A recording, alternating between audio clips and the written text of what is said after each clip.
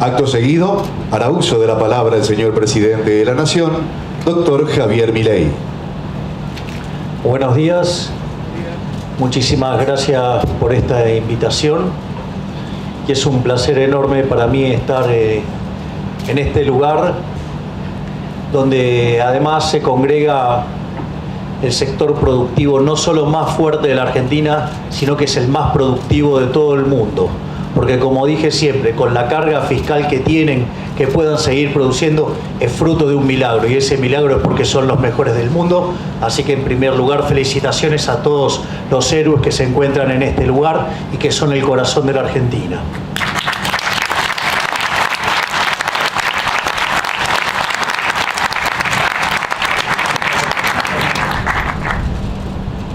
Lo que voy a tratar de contar hoy es hacer una pequeña semblanza de lo que hemos recibido como herencia para que se pueda entender qué es lo que estamos haciendo y una vez que tenemos claro esto es contarles hacia dónde vamos. Básicamente nosotros al llegar a la administración pública nos encontramos con una situación para tener la peor crisis de la historia argentina. Combinábamos elementos sociales peores que los que teníamos en la previa del 2001, combinábamos desequilibrios monetarios peores que los que teníamos en la previa del Rodrigazo, y teníamos una situación en el Banco Central peor que la que teníamos en el año 89 previo a la hiperinflación. Por lo tanto, estaban dadas todas las condiciones para que tuviéramos la peor crisis de toda la historia argentina. Si uno lo quiere medir desde otro lugar, cuando un país tiene déficit gemelos por 4% del PBI, esa es una situación complicada. Cuando tiene 8 puntos del PBI de déficit gemelos, está al borde de una crisis fuerte. Nosotros heredamos una situación de déficit gemelos por el equivalente a 17% del PBI. Es decir, una situación verdaderamente al borde de una catástrofe. Si bien toda esta situación es tremendamente compleja, también es cierto que nosotros no ignorábamos que llegar al poder no iba a ser en una situación cómoda, sino, digamos, hubieran seguido los populistas. Es decir, si hubieran tenido todas las cuentas en orden, hubieran seguido.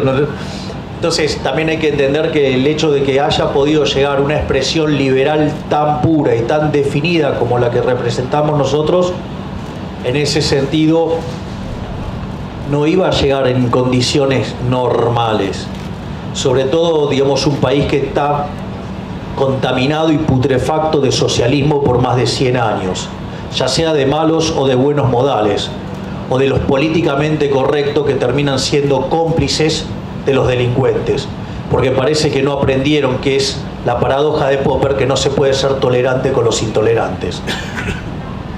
En ese contexto,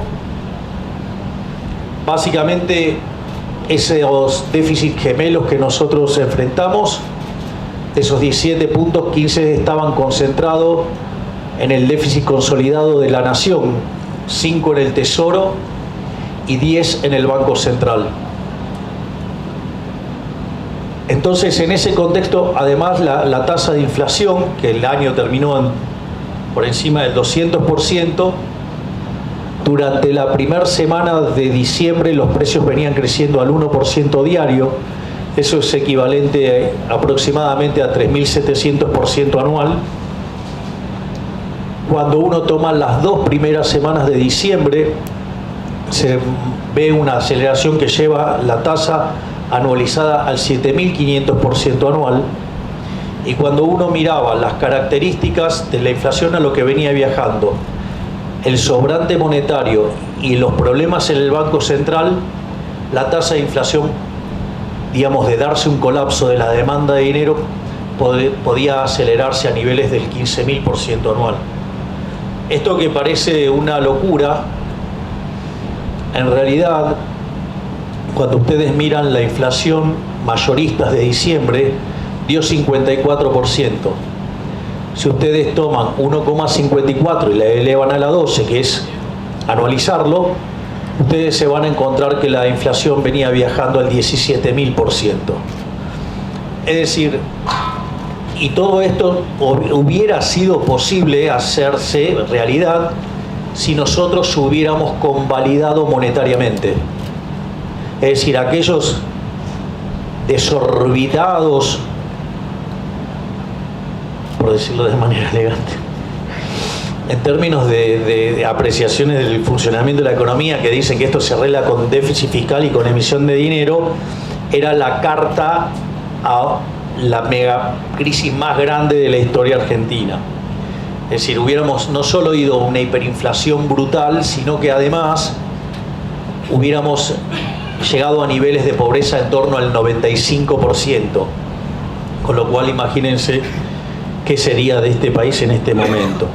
Por lo tanto, la única forma que ustedes tenían de parar esto era cortando de cuajo la emisión monetaria.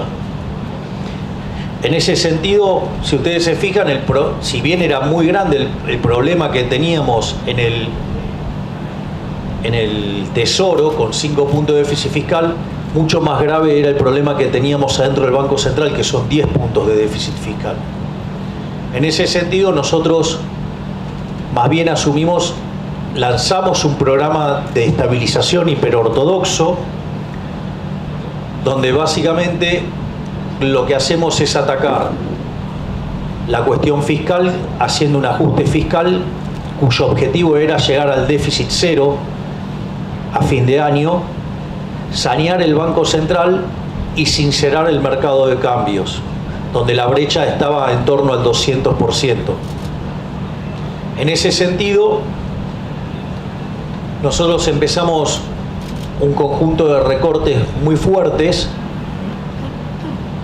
Básicamente echamos a 50.000 empleados públicos, dimos de baja 200.000 programas sociales que se habían entregado de manera irregular, cortamos de cuajo la obra pública, cortamos de cuajo las transferencias discrecionales a las provincias, es decir, y obviamente que también hubo licuación, eso es obvio que hubo licuación. Y por otro lado empezamos el saneamiento del Banco Central. Nosotros recibimos el gobierno con 11.500 millones de dólares negativos en términos de reservas netas, y el sinceramiento cambiario que hicimos hace que hoy nosotros tengamos 9.000 millones de dólares comprados desde que iniciamos la gestión. No solo eso, sino que además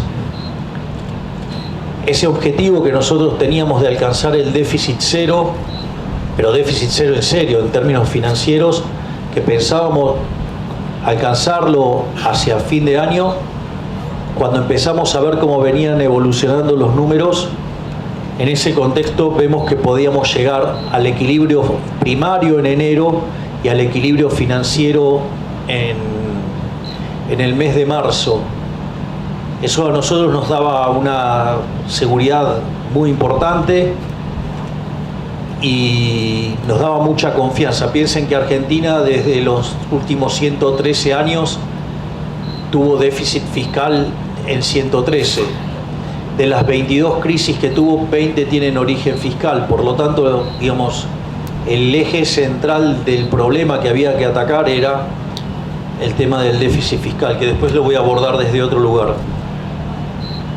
Entonces decidimos aplicar una política súper dura, digamos, eliminar la obra pública, como le dije, digamos, eliminar las transferencias discrecionales, pisamos partidas, no le sacamos un mango a nadie, que se sepa, digamos, no se dejen engañar por los mentirosos que son gastadores compulsivos. Y en ese contexto, ¿por qué es importante el déficit cero? Porque el déficit cero implica que yo no voy a tomar más deuda, es decir, solamente tengo que rolearla. Ahora, si la deuda entonces no me va a crecer más, con que el producto no caiga, eso me deja constante la relación deuda-producto. Entonces, si la relación deuda-producto queda constante o cae, el país pasa a ser solvente. Es una forma de asegurar de manera profunda la solvencia intertemporal.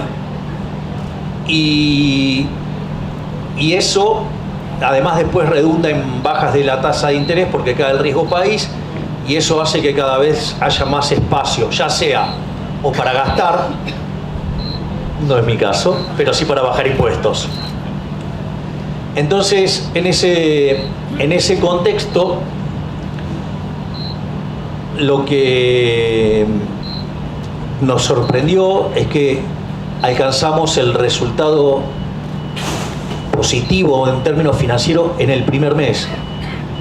Y eso además fue elogiado por el fondo, porque no es que no solo nunca pasó en Argentina, no pasó nunca en el mundo. No hay nadie que haya hecho un ajuste fiscal de 5 o 6 puntos del PBI en un mes. Yo sé que después muchos agarran, dicen sí, es fácil, pero somos nosotros los que pusimos lo que había que poner para hacerlo.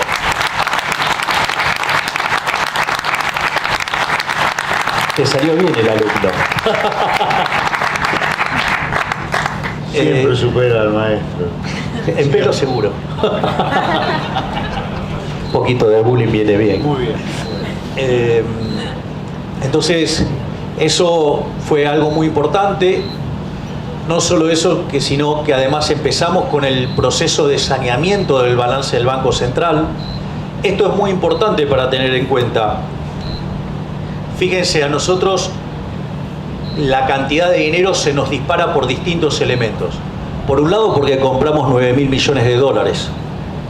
Y uno podría entender esa emisión de dinero como consecuencia de que está comprando los dólares, es contrademanda de dinero, por lo tanto no sería un problema en principio.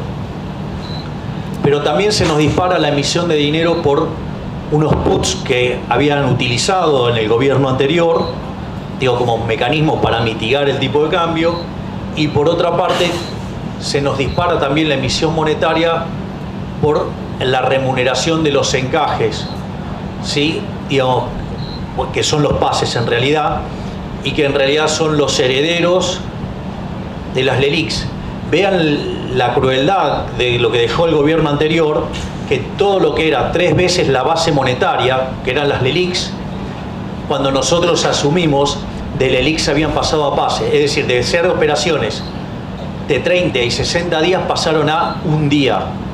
Eso para que vean que la crisis la teníamos en la cara, al margen que a los 11 días de asumir teníamos un vencimiento con el Fondo Monetario Internacional y no teníamos dólares en el Banco Central.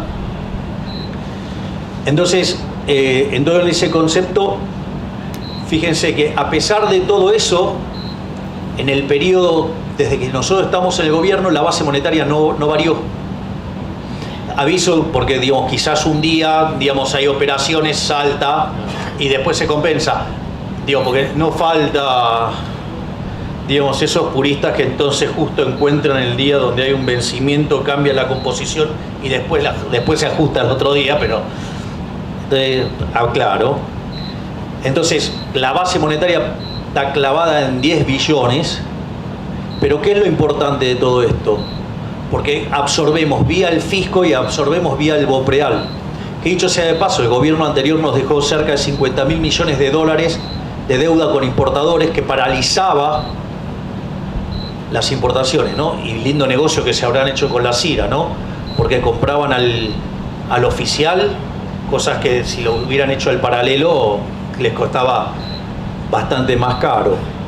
Entonces, en ese sentido, lo que a nosotros nos sucede es que ahora, bajo esta situación donde por vía del fisco y por vía de BOPREAL absorbemos dinero y dejamos constante la cantidad de dinero, significa que nosotros seguimos teniendo los mismos pasivos monetarios en términos de base monetaria, pero sucede que ahora tenemos 9.000 millones de dólares más.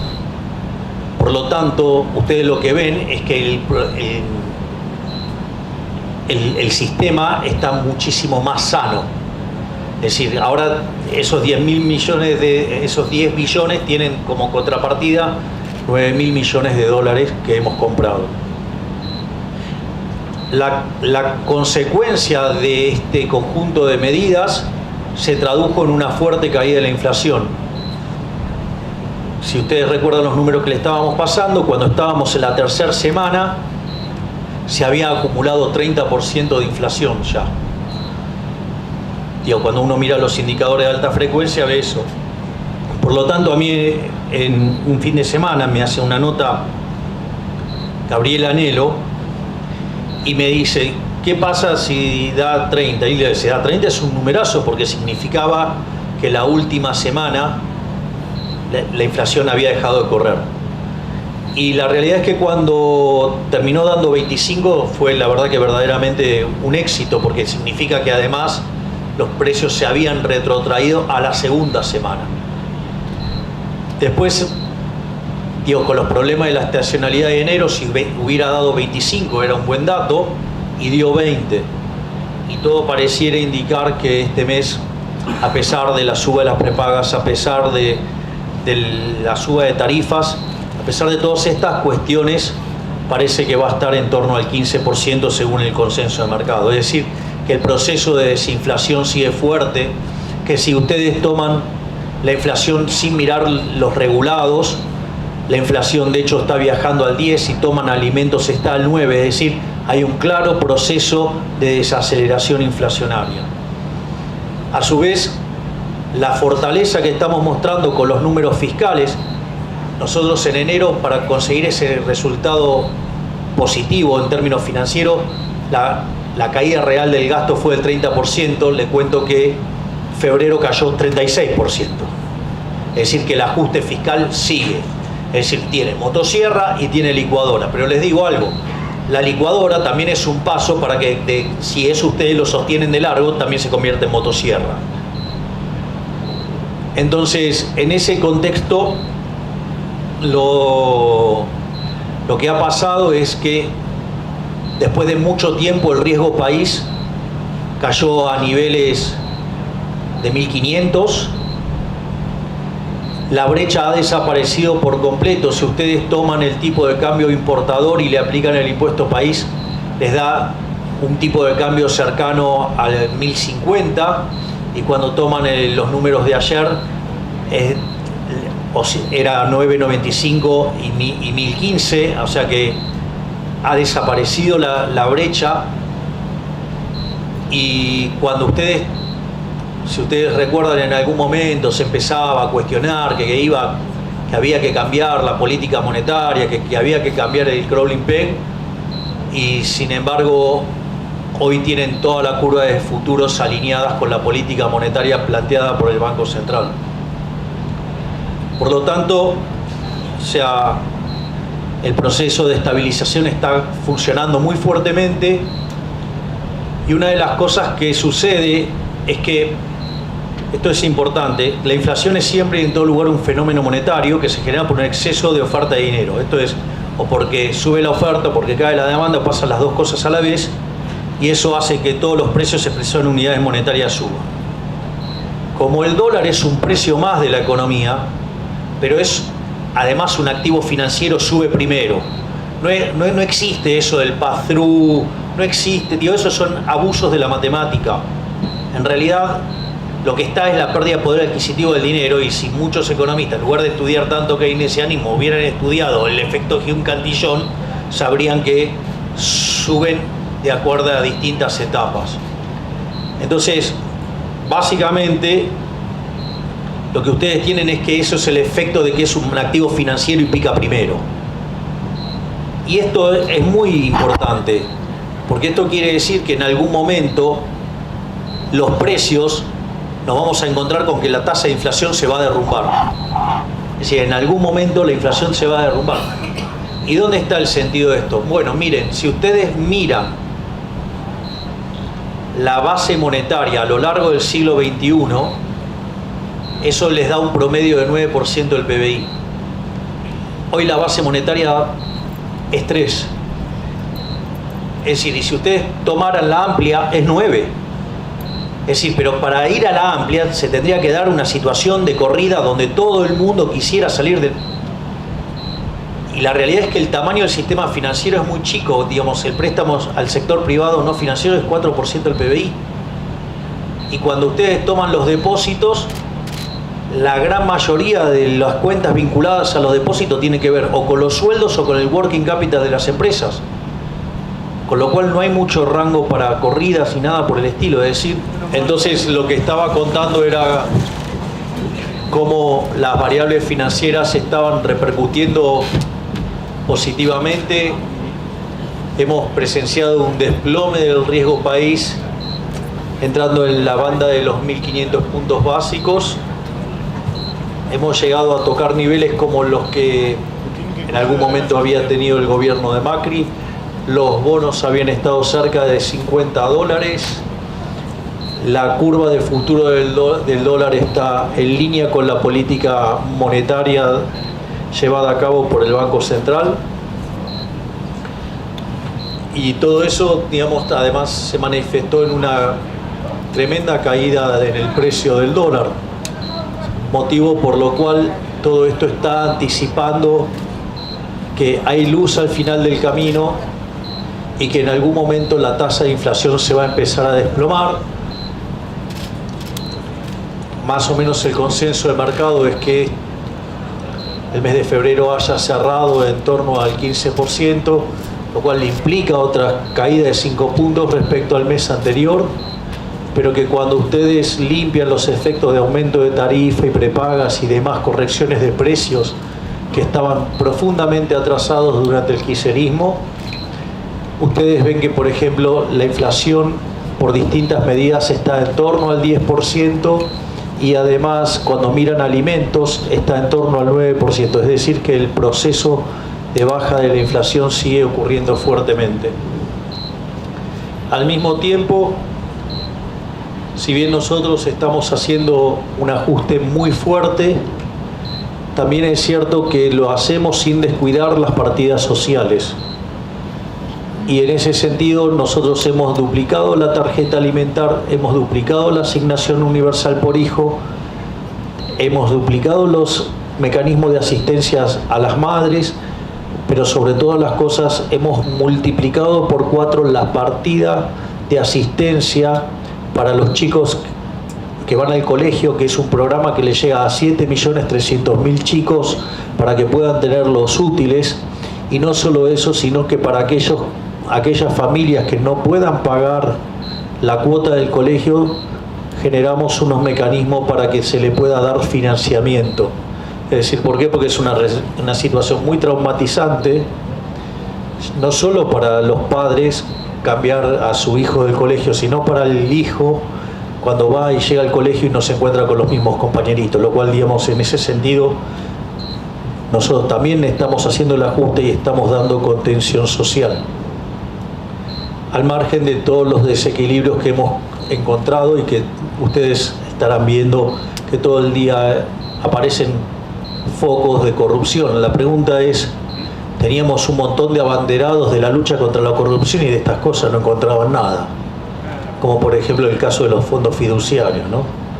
O digo, las cosas que pasan con los bolsones de comida o con lo que pasa con aquellas personas que, por ejemplo, cobran planes sociales y se van en avión y se van en barco al exterior. Digo, cosas verdaderamente insultantes. O lo que está pasando con el tema de los seguros. En definitiva, muchos proclaman, digamos, bajar la corrupción, pero no han hecho nada. Digamos, de vuelta, los que lo estamos haciendo somos nosotros. Y debe ser por eso que también está tan, digamos, tan nerviosa la casta. En ese sentido, lo que nosotros entonces creemos que básicamente una vez que logremos estabilizar la economía, una vez que logremos sanear el balance del Banco Central, una vez que logremos frenar los mecanismos de emisión de dinero endógeno, vamos a estar en condiciones de abrir el cepo. En ese sentido, es más, nosotros estamos, por ejemplo, ayer compramos 313 millones de dólares el Banco Central, pero abriendo más importaciones todavía. Es decir, que cada vez se liberan más restricciones y acorde a las estimaciones que hace el Fondo Monetario Internacional, consideran que podríamos estar abriendo el cepo a mitad de año. Si nosotros abrimos el cepo a mitad de año, el exceso de demanda que existiría en principio en el mercado de divisas, eso haría que desaparezca, pero también desaparecería el resto de excesos de oferta de la economía, y eso haría que el mercado de bonos, los precios suban y el riesgo país baje. La caída en la tasa de interés haría que el nivel de actividad rebote, eso haría que aumente la demanda de trabajo y entonces los salarios reales comenzarían a subir, y en ese sentido además también lo otro que estaría pasando es que la cantidad de pobres e indigentes estarían cayendo. Es decir que una vez que abramos el cepo, la economía va a encontrar una situación en la cual va a estar rebotando. Y no solo eso, sino que además van a estar pasando algunas cosas adicionales, como el hecho de que, como Argentina tiene las instituciones tan destrozadas, pero también tiene destrozado el stock de capital, la productividad marginal del capital en Argentina es muy alta, es decir, los retornos en los proyectos en Argentina es muy alta. Entonces, aun cuando tengamos destrozadas las instituciones, es posible que Argentina muestre crecimiento genuino a pesar de las instituciones que tienen. Y esto lo que haría es que el rebote lo combinaría con crecimiento, y eso también nos permitiría una mejora no solo en la actividad y el empleo y en los indicadores sociales, sino que además mejorarían los números fiscales, y es ahí cuando se abre la puerta para que empecemos a bajar los impuestos cada vez con más intensidad. Es decir, la idea es que en la medida que la economía se vaya expandiendo, en lugar de hacer lo que hicieron otros gobiernos, de tomar esa mejora en la recaudación para aumentar el gasto público, nosotros vamos a usar eso para devolverle el dinero a sus legítimos creadores, que son los emprendedores y la gente de bien, y no que quede en la mano de los políticos basura que tenemos.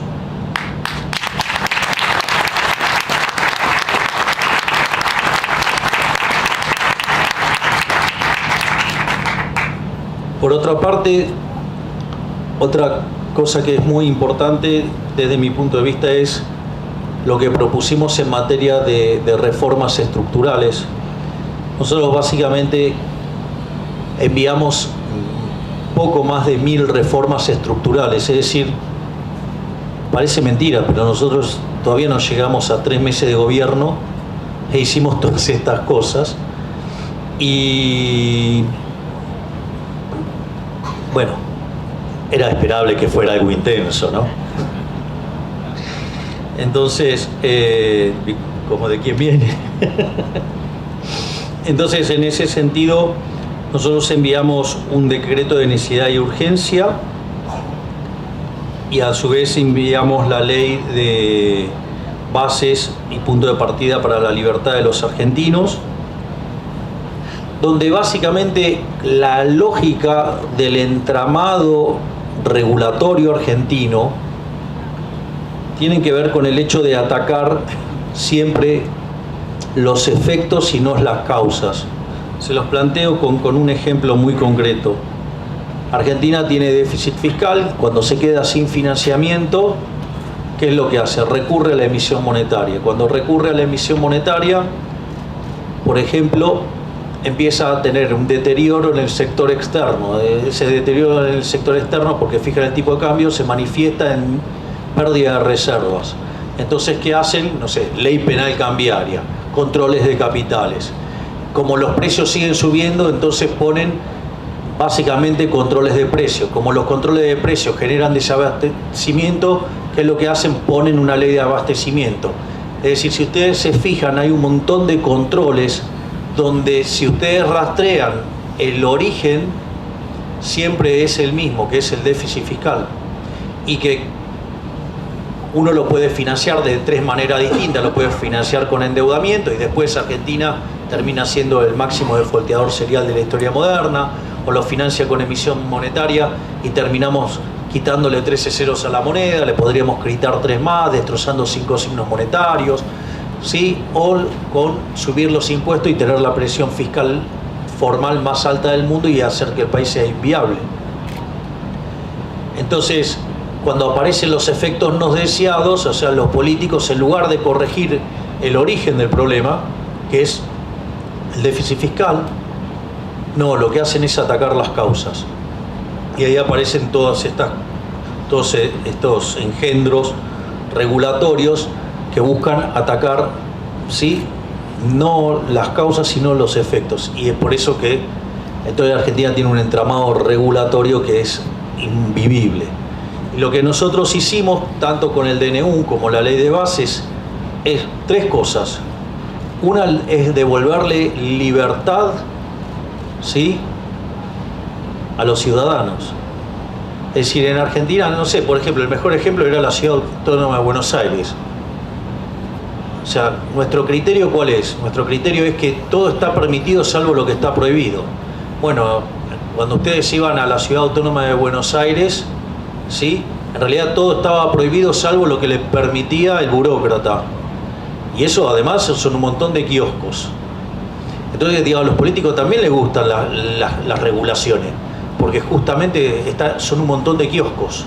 Y todos esos kioscos generan peajes que hacen que, digamos, estos tipos se enriquezcan ferozmente a costa del trabajo de los argentinos de bien.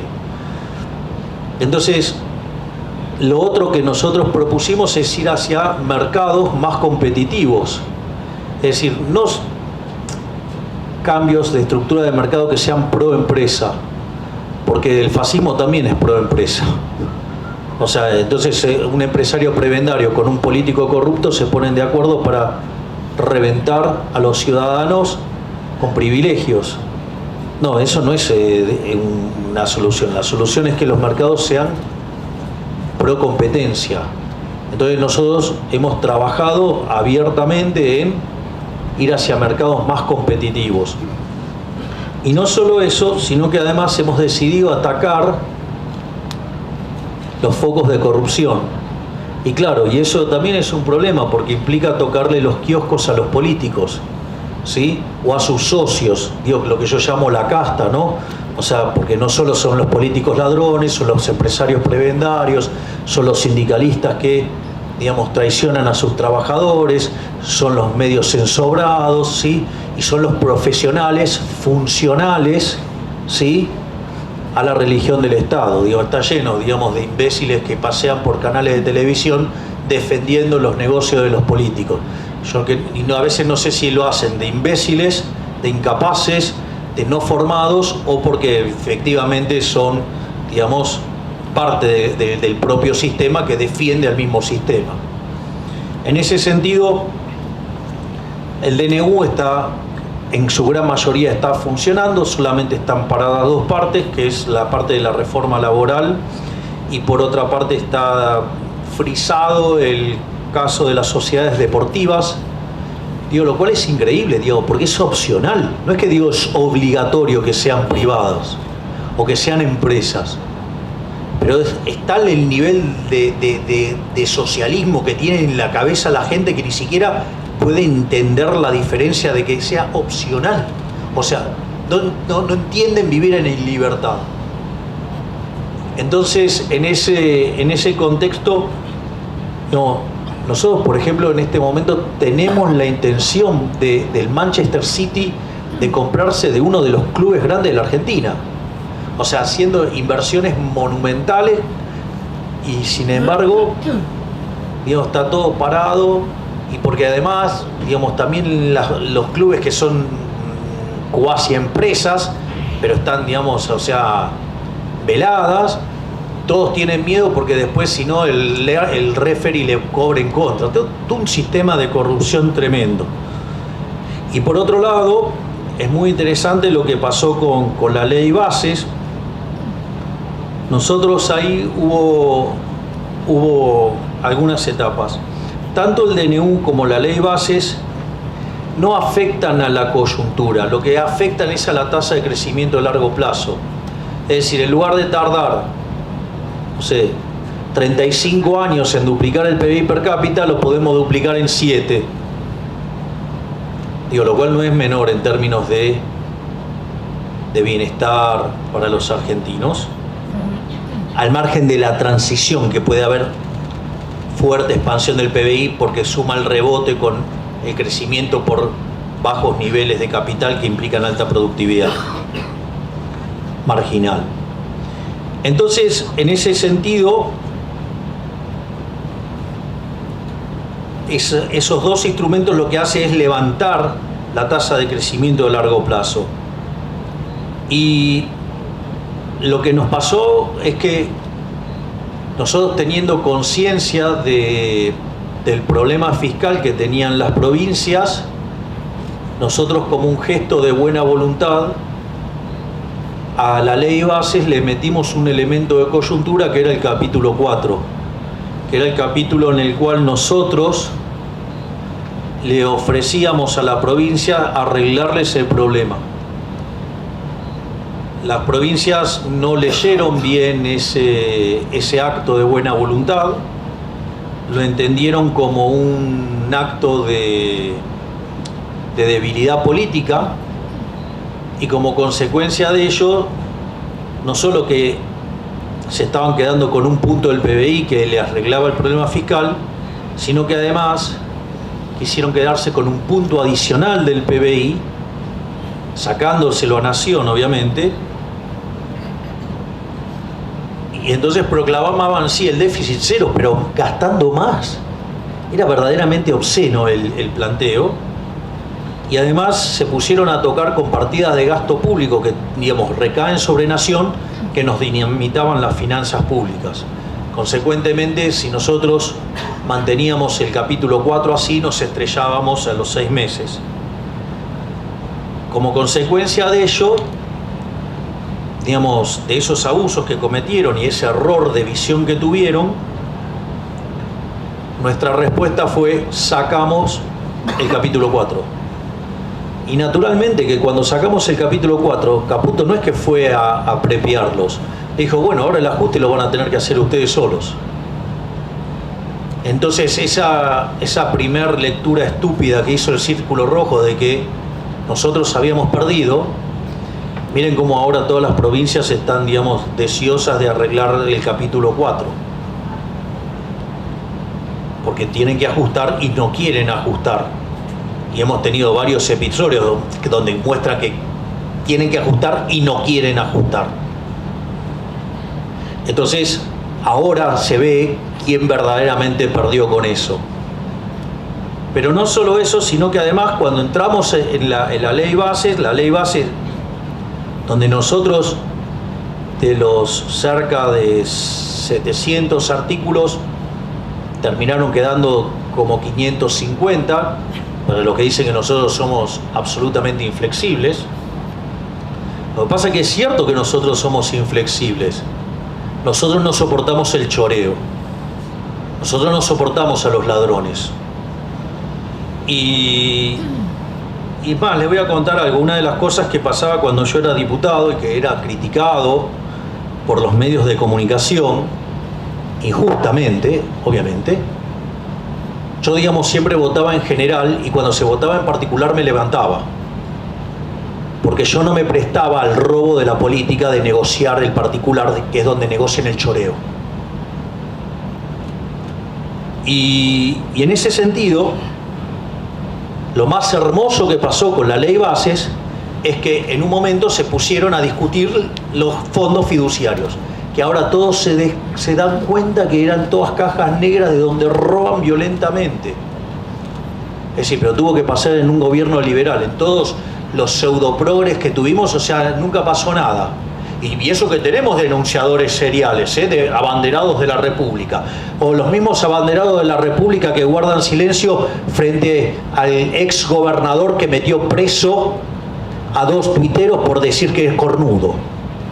Pero siguen callados, todavía no tenemos noticias. Y eso solo que, no solo, digamos, o sea, dejaron hiperinflaciones, dejaron el país al borde de la quiebra, se aliaron con el kirchnerismo y hicieron todo eso, y encima tienen el tupé de venir a hablar y decir cómo hacer las cosas.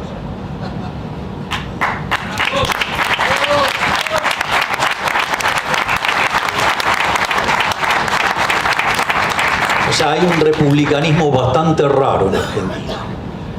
Y en ese sentido, cuando apareció la discusión de los fondos fiduciarios, explotó toda la porquería.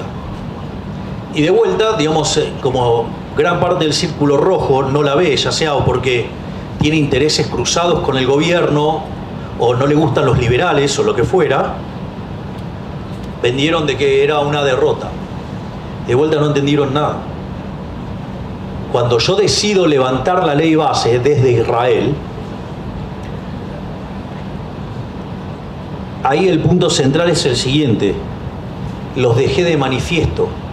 Es decir, quedaron todos los ladrones a la vista. Porque por los orcos no me voy a preocupar por los orcos, porque los orcos son orcos y son incorregibles.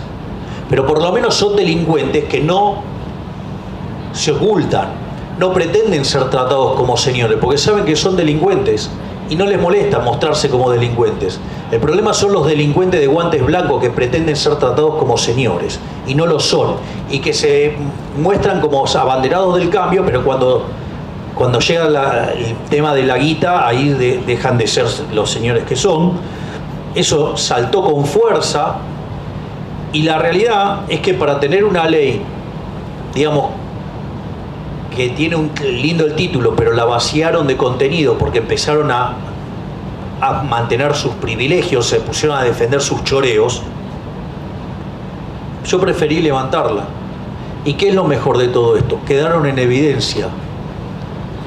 Digo, me encanta porque, digo, desde los medios de comunicación se pasaron escrachándome a mí con que voté en algo o no voté en algo. Ahora sucede que cuando nosotros mostramos lo que votaron todos estos delincuentes, traidores, mentirosos, a eso era fascismo. Porque si las votaciones son públicas. Si me permite, señor presidente, un agregado de Sí, lo que obvio. usted dice. De los incisos más votados negativamente en esa sesión, los dos incisos más votados negativamente fueron el de los fondos fiduciarios y la posibilidad de que el gobierno nacional privatizara empresas públicas. Más claro le echan agua, ¿no? Es decir, porque las empresas públicas son aguantaderos, ¿sí?, de la política, la usan como caja de la política, digamos, y la llenan de empleados. O por ejemplo, ahora, digamos, están llorando por Telam. Hay un delincuente que dice, ay, cierra Telam, como si fuera importante en términos de gasto público. Yo diría, si no es importante, ¿por qué no la pone de la de él? No, la de él no. Ese mismo delincuente, ¿sí?, dice que en realidad habría que hacerla eficiente. Todo estatista que los quiere robar habla de la eficiencia que tendrían que tener las empresas del Estado. Mire, hay un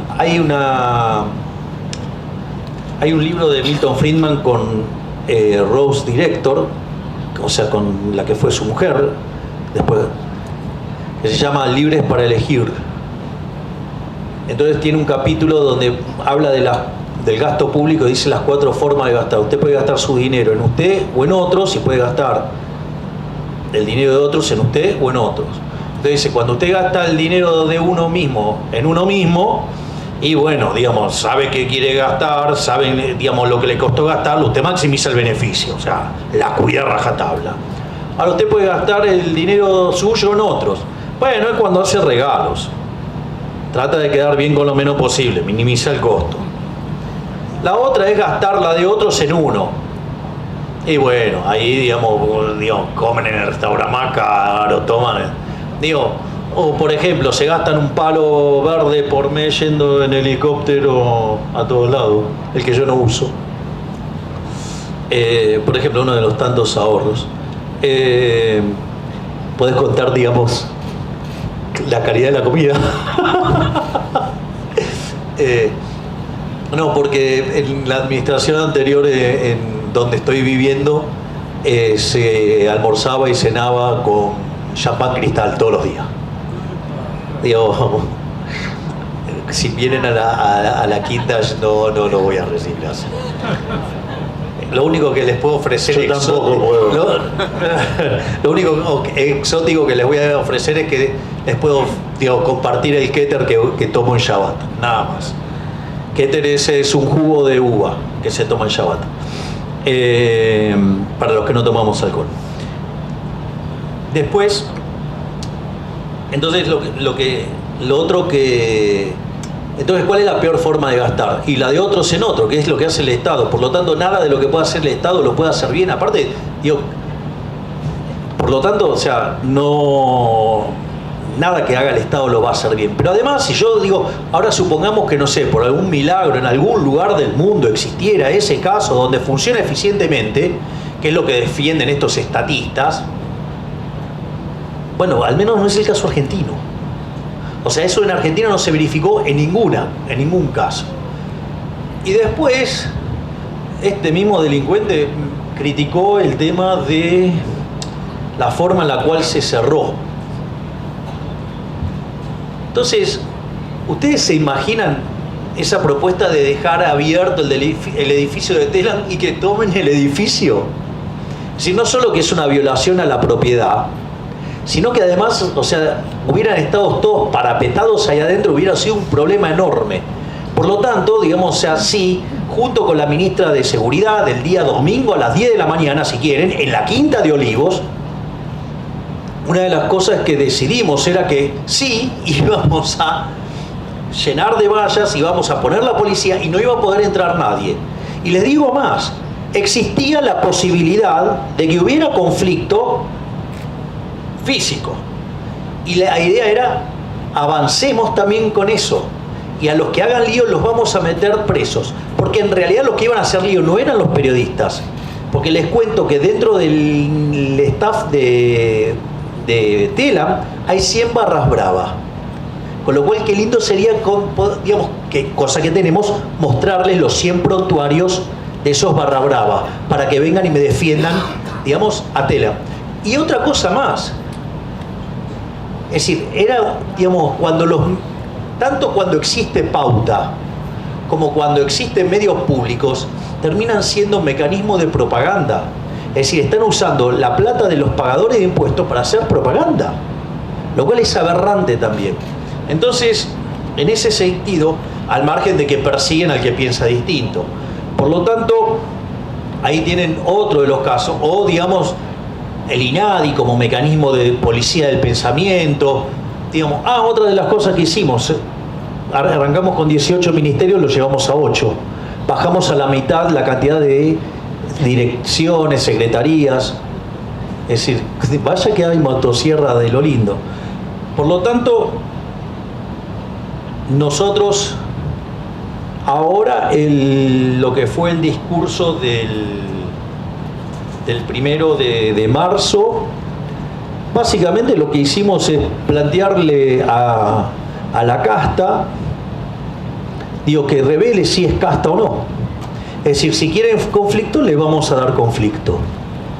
Ahora, si quieren avanzar hacia una Argentina mejor, volvemos con la ley base, le reponemos el capítulo 4 y si avanza, nos vamos al Pacto de Mayo.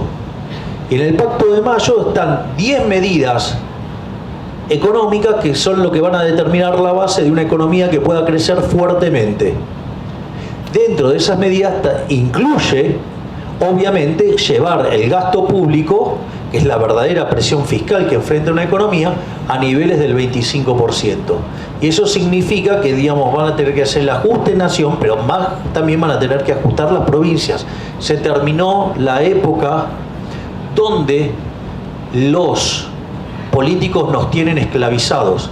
Es decir, hay una frase hermosa que dice el profe Espert, que dice, uno viene a la vida a pasarla bien, no a pagar impuestos.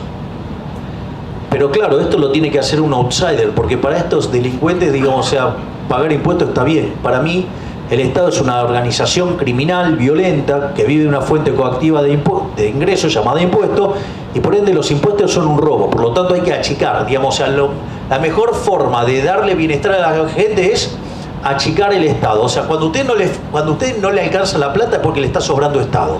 Esa es la realidad. Entonces, digamos, presidente, que ir a 25 puntos del producto de gasto público implica bajar el gasto público 15 puntos, porque lo tenemos en 40. Y digamos además que con 25 puntos del producto vamos a tener que hacer las cosas muy bien para que nos vaya bien, porque con 25 puntos del producto, Argentina entre los 60 y el 2003, cuando empezó a subir hasta 40, tuvo crisis homéricas. O sea, 25 puntos del producto es una cosa que tenemos que alcanzar sí o sí para pasarla más o menos bien y rogar no tener un Rodrigazo, no tener una hiperinflación, no tener un Martín y Dios, como pasó con 25 puntos el producto. Efectivamente, y no, digamos, y para mostrar y más o menos ir haciendo el cierre, es muy importante qué significaba la ley de bases, más el DNU. Si ustedes toman esas reformas todas juntas, implicaba escalar en el índice de libertad económica 90 puestos. Es decir, implicaba parecernos, por ejemplo, a Francia, Alemania, Italia. Es decir, eso implicaba en términos de bienestar. Pero como los políticos ladrones no quisieron ceder a sus privilegios, nos siguen condenando a esta miseria en la cual vivimos ahora y con la cual nosotros estamos dispuestos a dar la pelea por salir de esto. Pero más allá de todo esto, digamos, porque lo estamos logrando a pesar de la política, porque sé lo que hay que hacer, porque sé cómo hay que hacerlo y además tengo la convicción para hacerlo. No por nada me elegí al frente de la Comisión de Presupuesto y Hacienda del profe Espert, digamos, un fiscalista de raza, sino que además lo que quiero decir es la gente tomó conciencia. Miren, cuando yo empecé la campaña para diputados en Plaza Holanda, terminé el acto diciendo que yo no venía acá a guiar corderos, sino que venía a despertar leones. Y ¿saben qué es lo más lindo de todo? Que los leones empezaron a despertar. ¿Saben cuál es el máximo cachetazo que se comieron la casta política el otro día? 51 puntos de rating y 2,5 millones de personas mirando por YouTube. ¿Sabe qué? Se terminó, comenzó la era de la libertad. Así es que a confiar porque vamos a salir, porque las ideas de la libertad son las con las que va a permitir que salgamos adelante. Muchas gracias y ¡viva la libertad!